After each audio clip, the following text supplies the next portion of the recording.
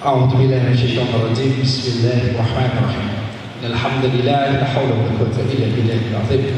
Allahumma shalli wa barik ala Muhammad sallallahu alaihi wasallam. Sebelumnya saya sampaikan salam yang terbaik, salam para malaikat kepada para penghuni surga. Assalamualaikum warahmatullahi wabarakatuh. Alhamdulillah, ini ada sahabat saya, guru saya, ini Kiai Jamil ya. Masya Allah. Belum apa-apa udah 3 menit lagi nih. Masya Allah.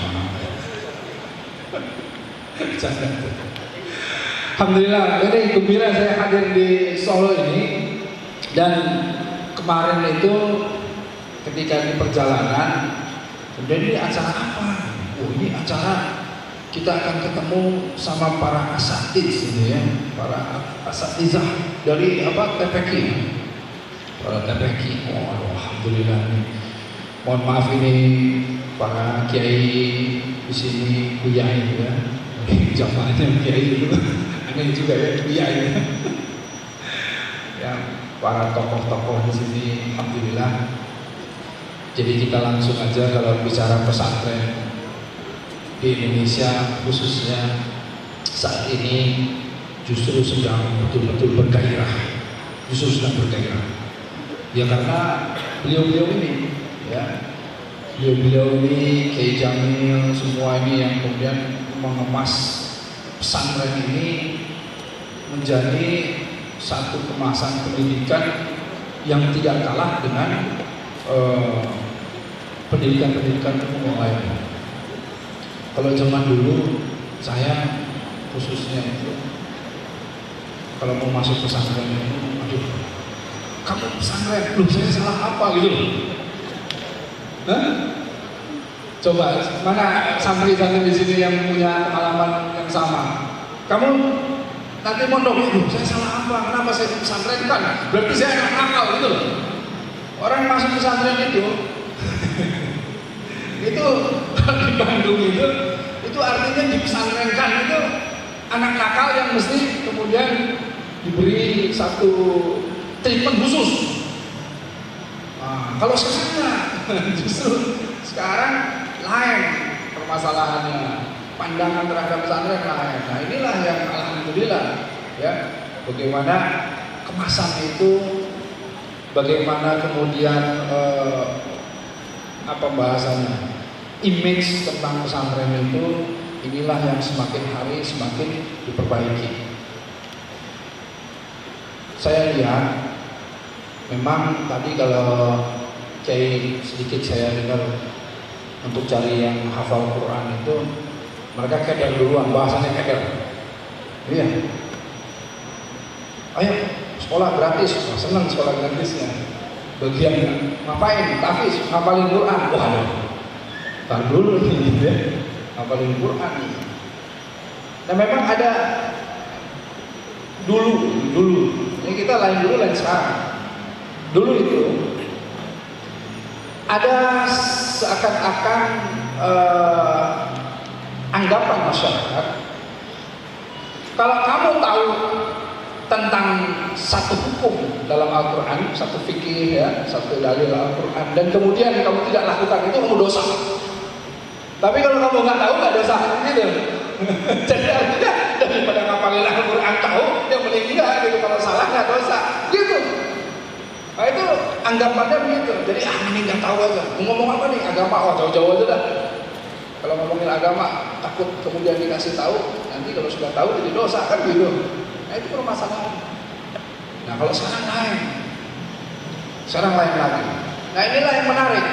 Nah yang saya ingin sampaikan, jadi sebetulnya saya salah satu yang disupport sama Ustaz Yusuf Mansur pada saat saya mau buat yang namanya SMPI Hakim Boarding School atau yang disebut dengan pesantren kreatif. Kenapa? Karena kalau saya itu mengemas dengan menjaring para anak-anak dan orang-orang tua yang masih maju mundur gitu, masih takut maju mundur gitu ya. Ya, jadi kayak misalnya kalau anak saya di pesantren kan, jangan-jangan jadi radikal gitu loh bahasanya gitu ya. Jangan-jangan dari kalau zaman dulu bukan radikal, bahasa fanatik. Jangan-jangan jadi fanatik gitu.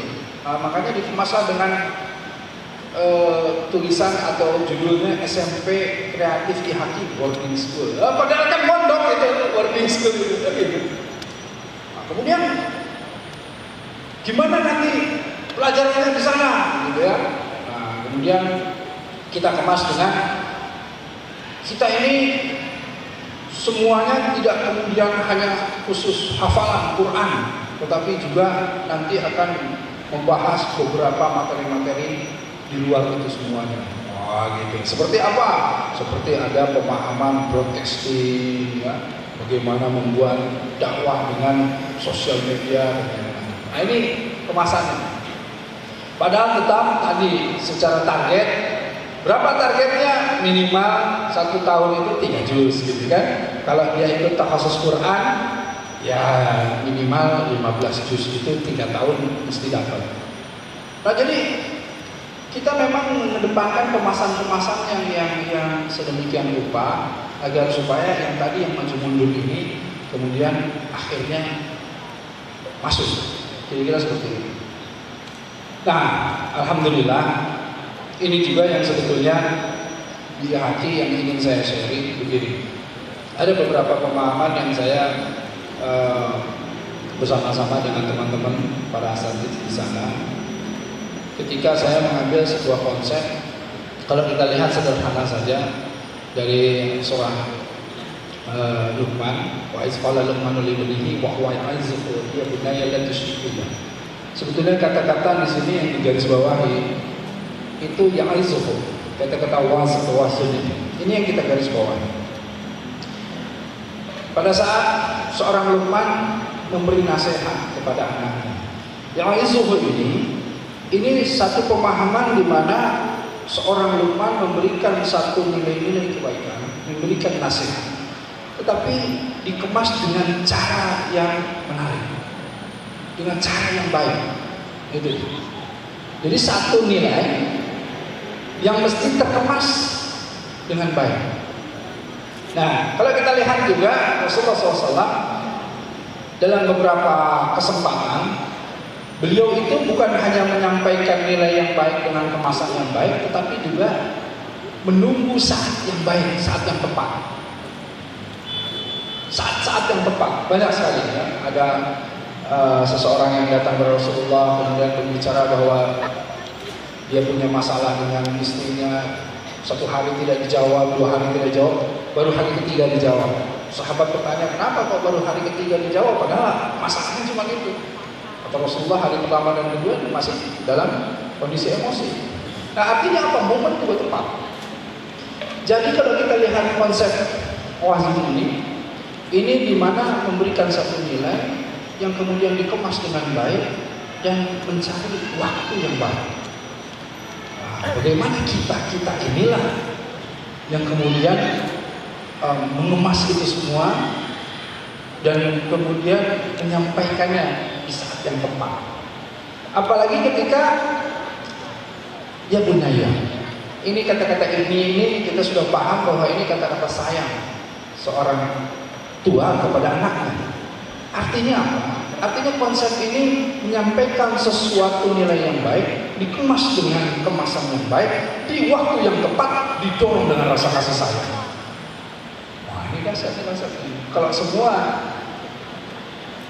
ustaz ya, para asatidz ini semua konsepnya seperti ini, bayangkan menyampaikan sesuatu itu menjadi sebuah kreativitas tersendiri. Itu maksudnya kenapa disebut dengan pesantren kreatif. Kreativitas tersendiri. Nah, ketika kita mengambil konsep seperti itu, artinya apa? Coba kita lihat. Contohnya menghafal Quran saja. Ya, menghafal Quran. Ini ada berbagai karakter dari para santri atau manusia pada umumnya. Karakter apa? Coba lihat. Ada orang yang kuat di visual, ada orang kuat yang di audionya, ada yang dua-duanya. Kalau orang yang kuat di audio, metodenya metode talqin. Tapi sebetulnya metode talqin ini juga metode Rasulullah SAW, ya. Bagaimana malaikat Jibril kemudian mentalqin. Jadi metodenya metode audio. Tapi ini hati-hati. bagian yang mentalkinnya salah, terus saya kemana-mana kan gitu. Nah, karenanya memang betul-betul harus metode ini, metode audio ini, metode yang seorang santri itu dekat dan kekuatan potensinya di audio, dia selalu kemudian mengingat dengan suara. Ada yang visual itu dia harus baca. Kalau enggak dia repot. Baca. Ada yang dia menghafal itu perlu suasana. Ada yang dia ingin indoor di dalam kelas. Ada yang dia ingin di luar. Nah, itu berbagai suasana. Dan ini bergantung dari karakter orang tersebut. Coba kalau kita lihat antum hafal Quran gimana caranya? Pasti di sini saja sudah berbeda-beda. Ya kan? Berbeda. Oh, saya biasanya begini. Oh, saya biasanya begini kan gitu. Itu berbeda-beda. Ada yang menghafal itu mesti tahu artinya. Kalau nggak tahu nggak kena, nggak nyangkut. Gitu. Setidaknya bukan kata per kata, tetapi dari satu ayat itu setidaknya dia berbicara apa itu ada. Ya.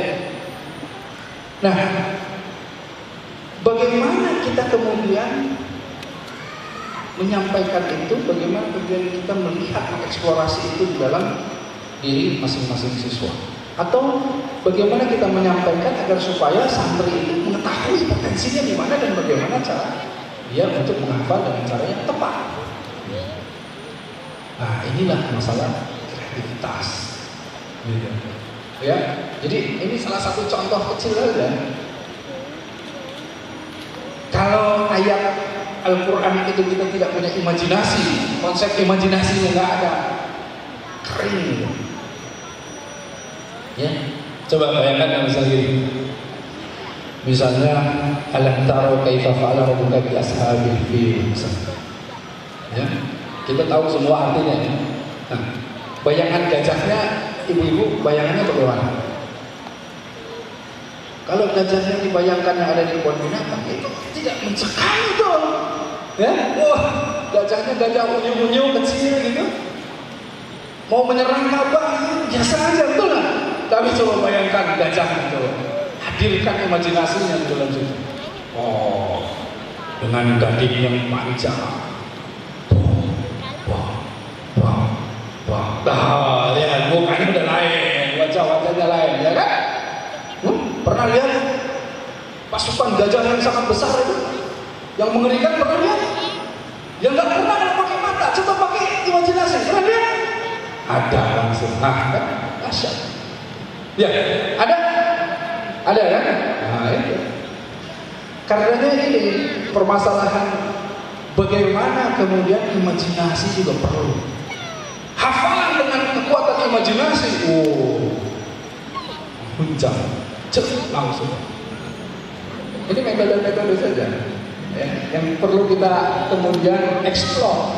Ketika ini dieksplor, dahsyat. Ya.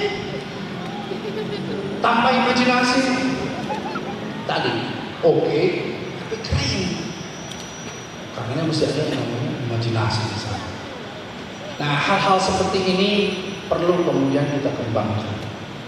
Nah, bagaimana kemudian kalau saya di IHQ itu ada metode ketika anak-anak berhitung misalnya matematik misalnya, ya. Kita kasih spirit seperti apa mereka agar supaya semangat dalam belajar matematik. Bayangin kalau kita belajar matematik biasanya gimana sih? Rumus-rumus gitu, turunan rumus gimana? Alasan? Coba persamaan kuadrat, coba saya lihat dulu mukanya. Coba ada masalah nggak dengan persamaan kuadrat? Teori kalkulus kalau di belakang, dengarnya aja kalkulus apaan? 3 derajat kebebasan, apa lagi? Ngawur, ya, pusing kita. Tapi kalau kemudian kita bilang bahwa ini matematik, ini lahir salah satunya dari cendekiawan Muslim, Al-Jabar. Al-Jabar. Sebetulnya Al-Jabar ini yang paling penting bukan menemukan matematiknya, tetapi dia menemukan yang namanya algoritma bilangan biner. 1001. Apa itu? Itulah sebetulnya yang menjadi dasar teknologi saat ini. Komputer, proyektor, handphone. Wah, itu dasarnya bilangan biner. Dan dahsyatnya bilangan biner ternyata konsepnya adalah dari konsep al-ikhlas. Wah, dari mana? Bayangkan, 0 ini kehampaan semuanya. Hanya satu yang menjadi mereka ini 0 ini jadi tidak hampa. Misal jago masak, dia punya keahlian 1 0. Jago berhitung juga, ilmu terapannya punya angka 0, jadi 2. Dia juga ternyata hebat dalam berdagang, 3 0-nya, ya kan? Kita lihat, 1 ini Allah. Kalau Allahnya di depan, 03 ini jadi 1000, betul nggak? Tapi kalau dia tidak mementingkan Allah, 0-nya ini jadi 0001. Atau sama sekali tidak ada Allahnya, berarti ya kosong saja, tidak ada artinya. Atau satunya di tengah, 0100 atau 0010, kan? Silakan. Kita semuanya yang mau menyimpan di mana satunya. Dengan sedikit spirit, dengan sedikit semangat, dengan sedikit pendalaman, dengan sedikit kajian, kemudian anak-anak itu kemudian menjadi betapa bersemangat. Bagaimana konsep tadi? Ya'mizu. Sebetulnya kita satu konsep yang sebetulnya sudah diajarkan oleh Allah kepada kita 14 abad yang lalu. Dari surah Al-Baqarah tersebut, satu ayat itu. Jadi kalau kita bagaimana kreatif dalam menyampaikannya, bagaimana kita kemudian berpikir agar supaya satu nilai yang kita sampaikan ini kena. Nah, inilah satu cara. Mungkin dikemas dengan multimedia, mungkin dikemas dengan macam-macam, tergantung dari achievement atau target atau goals yang kita inginkan. Dan ini salah satu sharing kenapa kemudian saya mendirikan atau membuat yang namanya pesantren kreatif di hati. Nah, kemudian isinya kalau kita lihat la tusyrik billah. Nah, ini juga dahsyat. Apa dasarnya? Kenapa kok seorang Luqman itu menegaskan dulu, jangan kamu mempersekutukan Allah. Kenapa enggak sholat? Nah, dulu. Akhirnya sholat, bahkan itu setelahnya. Kenapa? Ini pemahaman bagaimana sesungguhnya at-takhliyah muqaddamun ala at-taqwa. Menyingkirkan keburukan itu lebih utama dari menyandang perhiasan. Itu arahnya ke sana. Jadi intinya anak-anak ini, ya, kenapa sih harus di pesantren? Kan itu loh. Artinya apa? Artinya masuklah atau singkirkan dulu pengaruh-pengaruh buruknya, agar supaya muncul otomatis kebaikan-kebaikan. Nah, intinya ke situ. Nah, jadi kita lihat bagaimana konsep menyisirnya, ya, bagaimana konsep menyisir anak-anak ini. Bagaimana anak-anak ini, kalau saya mengajak mereka untuk menumbuhkan imun atau antibodi dari dalam dirinya sendiri. Misal sosmed, sosial media. Kalau kita lihat ini zaman open source, zaman sangat terbuka sekali. Ini handphone, mau diblok seperti apapun nggak bisa.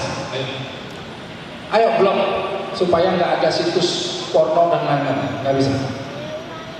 Coba kita ngobrol sama ahlinya sekalipun, kita hanya bisa memblok 10, keluar 20 diblok, keluar gitu.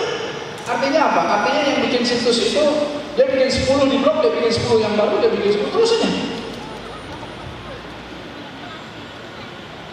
Gimana jadi kalau seandainya terjadi seperti itu? Mesti kita tinggalin. Kenapa? Karena tidak ada lagi kebaikan yang ada di dalam sini. Padahal kita tahu potensi ini penuh dengan kebaikan. Karenanya apa? Rebut ini. Rebut. Bagaimana cara merebutnya?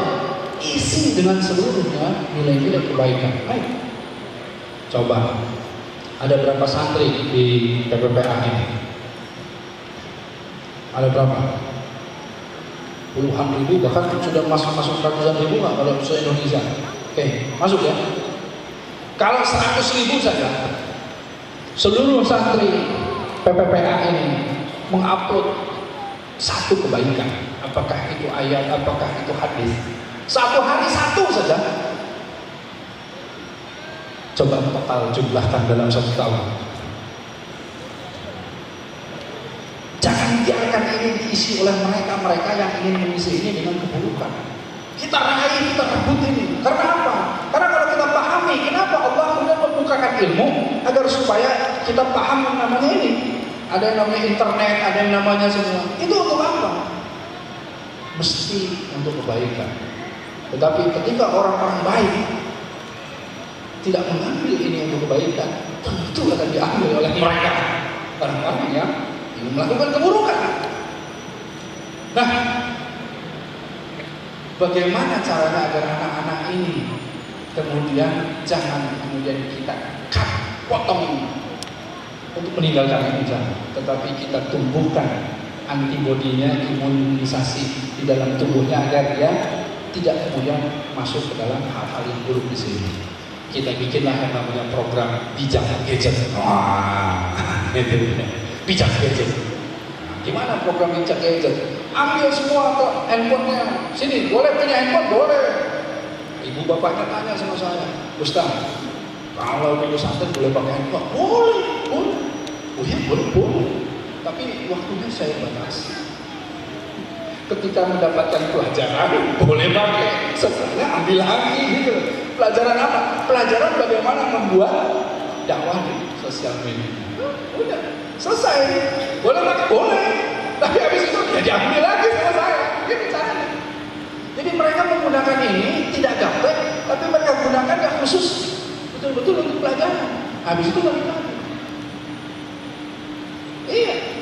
Ya, pelajarannya kan kalau misalnya 1 hari 2 jam ya 2 jam ya pegang. Habis itu ya ambil lagi. Selesai.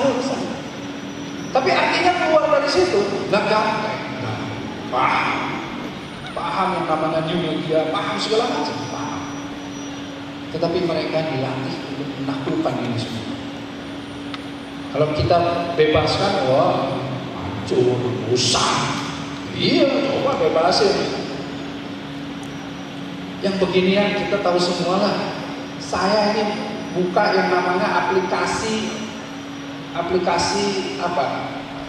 Islam, aplikasi yang gak enak lah ngomongnya. Tapi ketika pop-up-nya kan ngeri. Iya. Ya kita lagi ngeliatnya di wah, ini kenapa pop-up-nya iklannya begini? Iya, padahal aplikasi ada ada kiblat, ada jadwal sholat segala macam loh. Nah ini,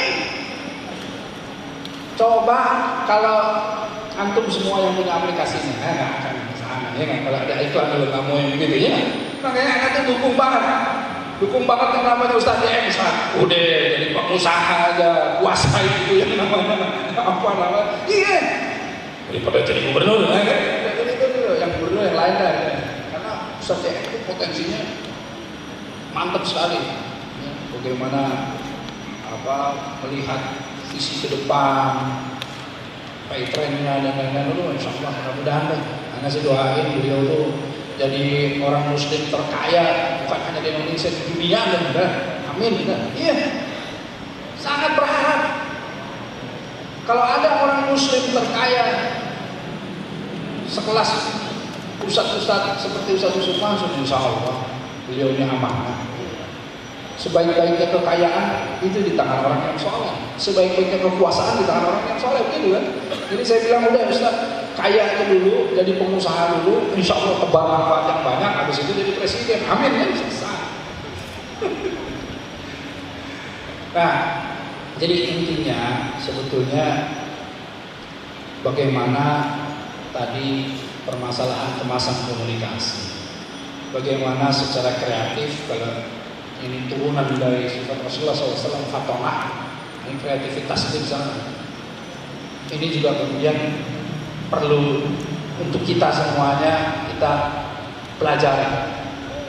pelajari multi platform.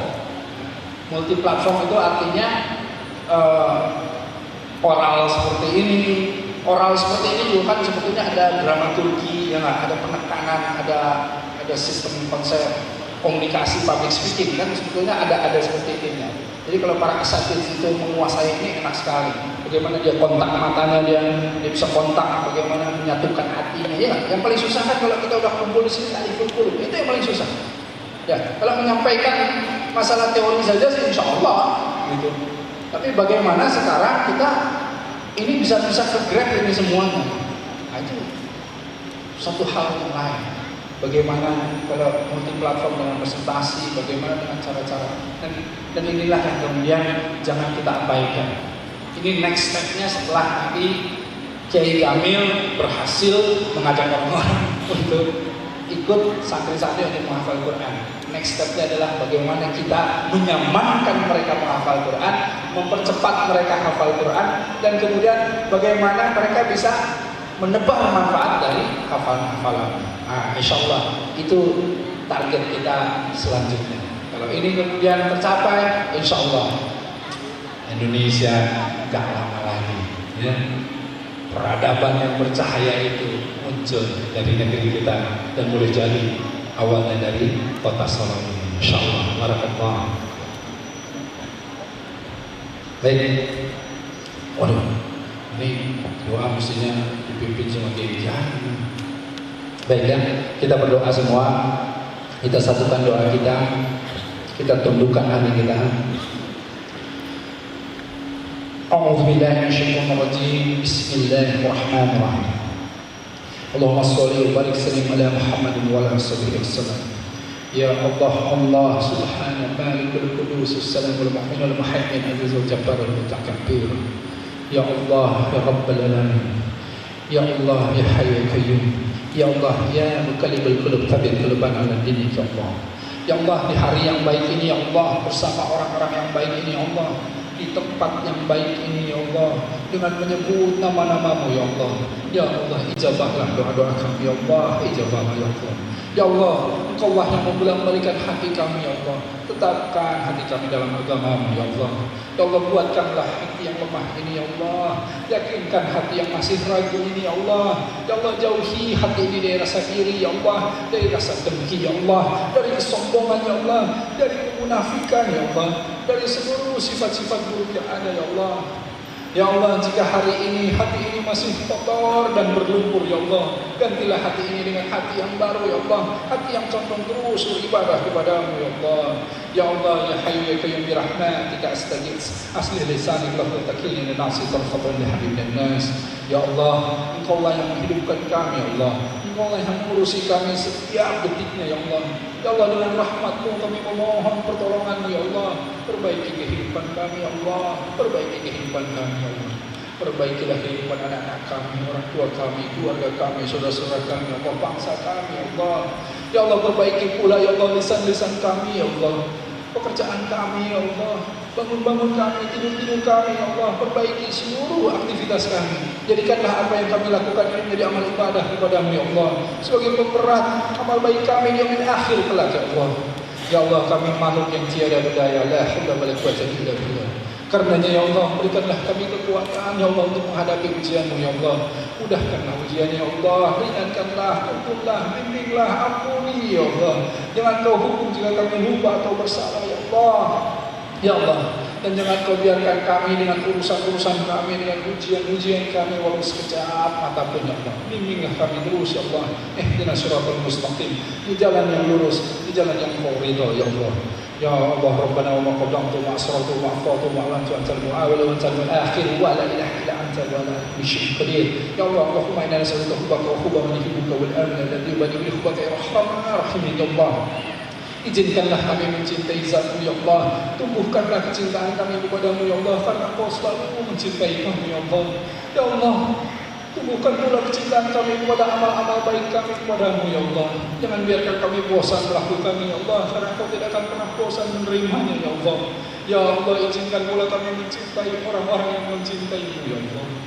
Ya Allah, jadikanlah pasangan-pasangan kami pasangan yang mencintai-Mu ya Allah. Jadikanlah istri kami istri yang mencintai-Mu ya Allah. Jadikanlah suami kami suami yang mencintai-Mu ya Allah. Jadikanlah orang-orang tua kami orang-orang tua yang mencintai-Mu ya Allah. Jadikanlah anak-anak kami ya Allah, santri-santri kami ya Allah, siswa kami ya Allah, siswa-siswa anak-anak yang mencintai-Mu ya Allah.